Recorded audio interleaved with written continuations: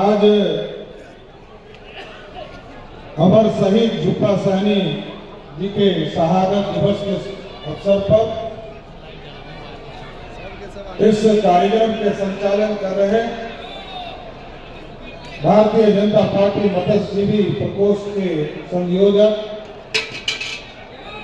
Captain Kamlesh ji, इस मंच पर उपस्थित भारतीय जनता पार्टी के नेता और बिहार के लोकप्रिय उप मुख्यमंत्री आदरणीय विजय सिन्हा जी, इस मंच पर उपस्थित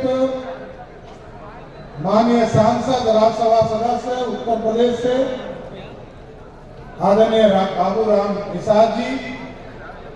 अजय निषाद जी, भारत सरकार के पूर्व मंत्री आदरणीय रामकृपाल यादव जी, माननीय सांसद बहन डॉक्टर धर्मशिला गुप्ता जी, इस मंच पर उपस्थित बिहार विधान परिषद के सदस्य आदरणीय हरीश सहनी जी, हम लोगों के गार्जियन और पार्टी के संगठन के महामंत्री आदरणीय भीखू भाई दलसानिया जी, माननीय विधायक संजीव चौरसिया जी, पार्टी के उपाध्यक्ष आदरणीय राजभूषण निषाद जी, पार्टी के महामंत्री जगन्नाथ ठाकुर जी,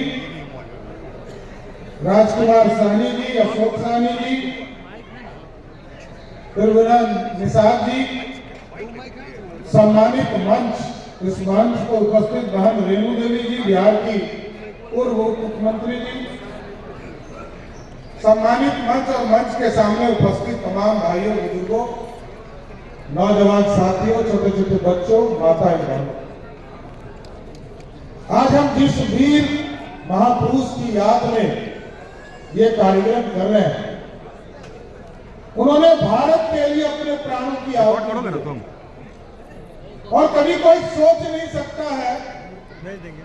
कि इस भारत के आजादी के लिए जुब्बा सहनी जी ने हंसते हंसते फांसी का फंदा अपने गले में लेने का काम किया।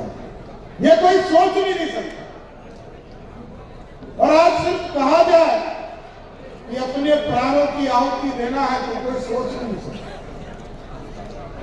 लेकिन जुब्बा सहनी जी ने भारत के निर्माण के लिए, भारत आगे आए, आजाद हो, और एक वीर योद्धा के तौर पर इस भारत के निर्माण के लिए, भारत को आजादी मिले इसकी कल्पना के लिए शहीद जुब्बा सहनी जी ने अपने प्राणों की आहुति दी। इसलिए साथियों, हम लोगों को उनके वीर गाथा को जीवन भर याद रखना पड़ेगा। कोई सोचता नहीं है सहनी समाज का बेटा भी इस देश की आजादी के लिए प्राणों की आहुति देने का काम है, और उनके प्राणों की आहुति को जीवन भर याद रखना है। हमारे तो भगवान यही है जिन्होंने हमें आजादी दिला। 1947 में आजादी मिली, लंबा समय तक इंतजार लोगों को 70 वर्ष तक करना पड़ा। विकास की किरण जो आपके तक पहुंचने थे वो नहीं पहुंच पाए। जब देश के यशस्वी प्रधानमंत्री आदरणीय नरेंद्र मोदी जी ने देश के लिए विकसित भारत की कल्पना की,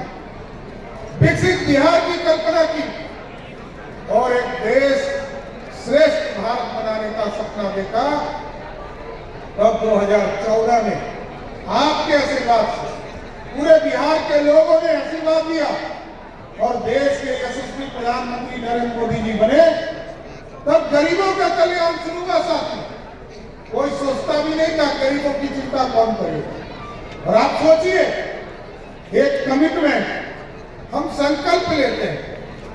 आदरणीय जुब्बा सहनी जी के बगल में